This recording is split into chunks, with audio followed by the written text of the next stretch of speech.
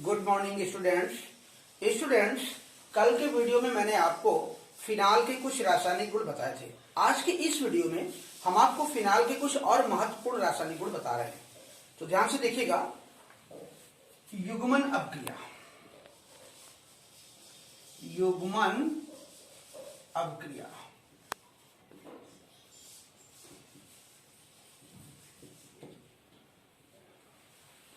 तो स्टूडेंट्स, युग्मन अपक्रिया क्या है, ध्यान से देखिएगा।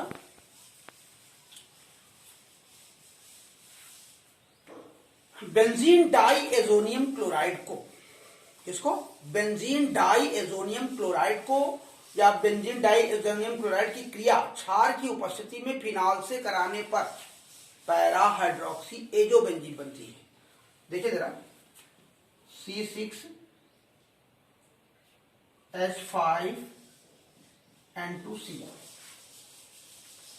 या इसको रिंग के रूप में लिख सकते हो। चलिए हम या रिंग के रूप में लिख लीजिए।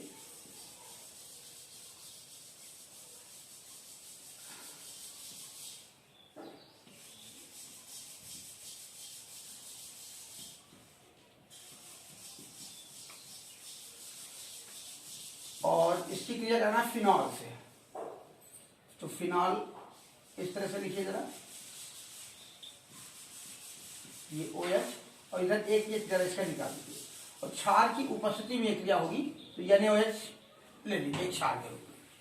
तो मैंने क्या बताया कि benzene die azonium chloride C6H5N2Cl की क्रिया हम क्षार की उपस्थिति में फिनॉल से कराते हैं तो पैरा हाइड्रोक्सी एजोबेंजीन बनती। कैसे तरह देखें, देखिए क्षार भी अपक्रिया में भाग लेता है, तो ये सोडियम इस क्लोरीन के साथ जुड़ जाता है और बनाता है NaCl। क्या बनाएगा? NaCl बनाएगा। और ये हाइड्रोजन, इसका फिनॉल का हाइड्रोजन निकलकर इस OH से जुड़ता है, इससे जुड़ता है और H2O बनाता है, H2O बना देता है। फिर ये यहां पर बॉन्ड खाली होता है, तो फिर ये जिस स्थान पर क्लोरीन था इससे ये पूरा जुड़ जाता है और बनाता है, जरा देखिए क्या बनाता है, इसको इस तरफ देख लीजिए।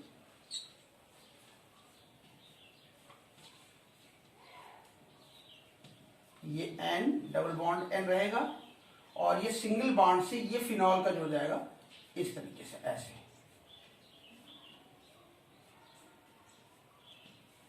ये OH इधर रहेगा, इसको पैरा हाइड्रोक्सी एजोबेंजीन कहेंगे। पैरा हाइड्रोक्सी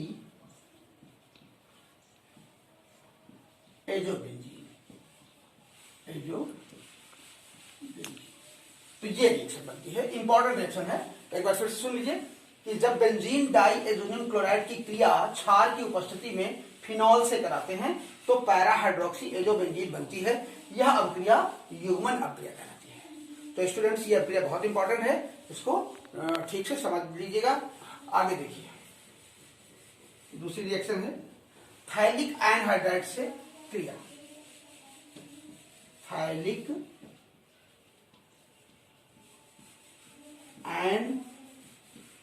एनहाइड्राइड से क्रिया।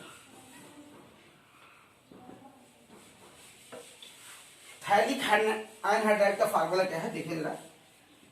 बेंजीन रिंग बनाइए ऐसे,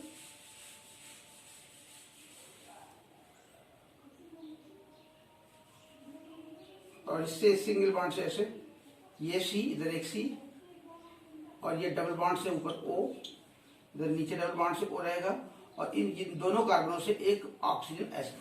तो ये थाइलिक एनहाइड्राइड है। क्या है? थाइलिक एनहाइड्राइड है। इसकी क्रिया हमें फिनॉल से करानी है, तो फिनॉल के दो अणु लेंगे, जरा इसको हम नीचे ले लेंगे। यहाँ पर फिनॉल देखिए जरा किस तरह से लेते हैं।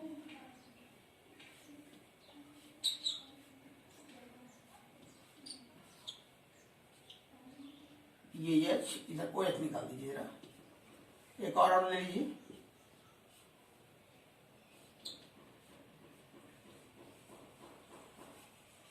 ये H और ये OH। तो ये थाइलिक एनहाइड्राइड और ये फिनॉल के दो अणु अपक्रिया में भाग लेंगे, तो इसकी अपक्रिया होगी। देखिए जरा क्या बनता है। तो यहां पर ये ऑक्सीजन और इसका ऑक्सीजन और इसके ये दोनों हाइड्रोजन, ये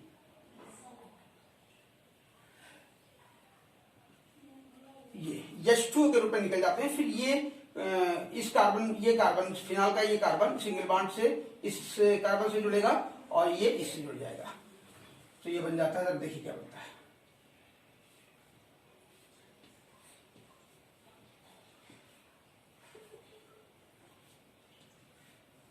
ये कार्बन इधर डबल बॉन्ड से ऊपर रहेगा ऑक्सीजन, और ये ऑक्सीजन भी रहेगा, और इस कार्बन से सिंगल बॉन्ड से ये इस तरह से फिनॉल जुड़ेगा।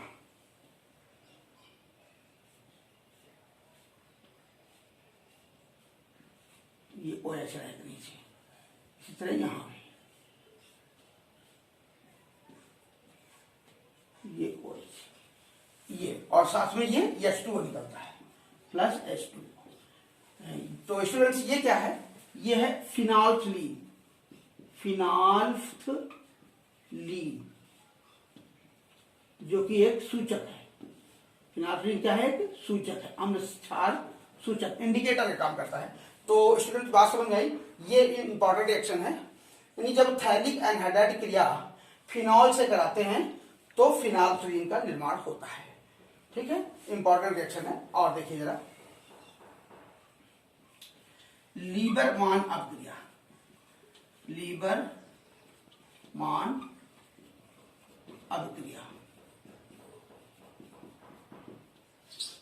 इसको हम फिनॉल का परीक्षण भी बोलते हैं, फिनॉल का परीक्षण। तो स्टूडेंट ध्यान से समझिएगा कि फिनॉल का परीक्षण क्या है। तो फिनॉल को सांद्र सल्फ्यूरिक अम्ल में घोलकर, क्या बताया, फिनॉल को सांद्र सल्फ्यूरिक अम्ल में घोलकर उसमें सोडियम नाइट्राइड का जली विलयन मिलाते हैं और मिला करके फिर तन करते हैं, जिससे लाल रंग प्राप्त होता है। क्या बताया, फिनॉल को सांद्र सल्फ्यूरिक अम्ल में घोलकर, देखें जरा, फिनॉल, फिनॉल प्लस H2SO4 इसमें घोलकर, ठीक, घोलकर फिनॉल को सांद्र सल्फ्यूरिक अम्ल में घोलकर ये सांद्र होगा, और फिर इसमें क्या मिलाएंगे, NaNO2 सोडियम नाइट्राइड का जली विलयन रहते हैं, जली विलयन की कुछ बूंदे मिलाते हैं, और मिलाने के बाद विलयन मिलाकर तन करने पर लाल रंग प्राप्त हो जाता है, लाल रंग प्राप्त होता है। क्या बताया स्टूडेंट्स, इस बात को समझ लीजिए। फिनॉल को सांद्र सल्फ्यूरिक अम्ल में घोलकर, फिनॉल को सांद्र सल्फ्यूरिक अम्ल में घोलकर उसमें सोडियम नाइट्राइड का तन जली विलयन की कुछ बूंदे मिलाकर तन करने पर लाल रंग प्राप्त होता है, जो NaOH के साथ, जो NaOH के साथ नीला रंग देता है, नीला रंग देता है। यानी इस लाल, इसमें NaOH मिलाते हैं तो नीला रंग आ जाता है। ये अभिक्रिया फिनॉल का परीक्षण कहलाती है। तो स्टूडेंट कुछ बात समझ में आई, एक बार फिर समझ लीजिए। फिनॉल को सांद्र सल्फ्यूरिक अम्ल में घोलकर सोडियम नाइट्राइड के जली विलयन की कुछ बूंदे मिलाकर तन करने पर लाल रंग प्राप्त होता है, और जिसमें NaOH मिलाने पर नीला रंग प्राप्त हो जाता है। यह अभिक्रिया फिनॉल का परीक्षण कहलाती है, या इसे लीबरमान अभिक्रिया भी कहते हैं। इसके बाद अब लास्ट स्टेप है फिनॉल के उपयोग, देख लीजिए जल्दी से। उपयोग 2 पॉइंट, उपयोग में पिक्रिक अम्ल बनाने में, पिक्रिक अम्ल बनाने में। दूसरा उपयोग फिनॉल्फ्थलीन तथा एजोरंजक बनाने में, एजोरंजक बनाने में। और तीसरा है कीटाणुनाशी तथा पूर्तिरोधी के रूप में, रोधी के रूप में। चौथा बेकेलाइट बनाने में, बेकेलाइट बनाने में, प्लास्टिक है इसका निर्माण भी फिनॉल और फॉर्मल्डिहाइड से होता है। तो स्टूडेंट्स आज की ये जो कुछ रिएक्शन मैंने आपको दी है बहुत ही महत्वपूर्ण है। इनको नोट करिए, कहीं कोई डाउट है तो बताइएगा। और इसके आगे की बातें, यानी अब इसके बाद फिनॉल का टॉपिक हम समाप्त करते हैं। अगले वीडियो में आपको हम ईथर का टॉपिक बताएंगे।